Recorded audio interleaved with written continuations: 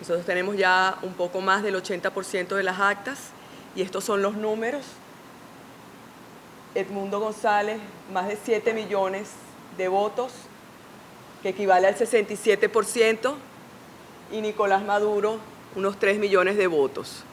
Cabe destacar que de esos 3 millones de votos dudamos que hayan sido la mayoría de forma libre y espontánea. Definitivamente el triunfo de Edmundo González Urrutia en Venezuela fue un triunfo aplastante, contundente. Ganamos absolutamente en todos los estados de Venezuela. No hay ninguno que pueda llamarse ya rojito.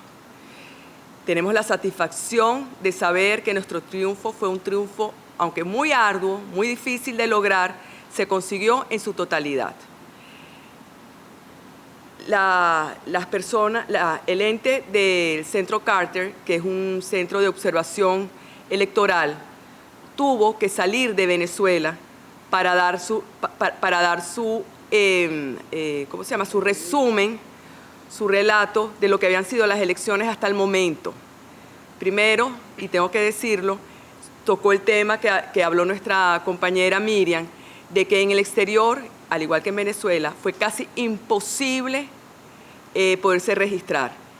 Pudieron una cantidad de requisitos y arbitrariedades que no tenían nada que ver con una democracia.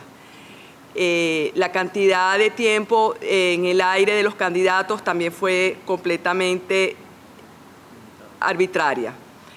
Pero como les digo, lo interesante es que se sintieron tan amenazados, que antes de dar su veredicto tuvieron que salir del país. Ha sido de verdad muy duro, ha sido de verdad muy triste todos los sucesos que se han dado dentro de nuestra patria Venezuela por el hecho de que el pueblo, de forma espontánea, de forma cívica, salió a las calles. Cantidades enormes de familias salieron a reclamar su derecho, a reclamar la verdad de lo que el pueblo estaba decidiendo.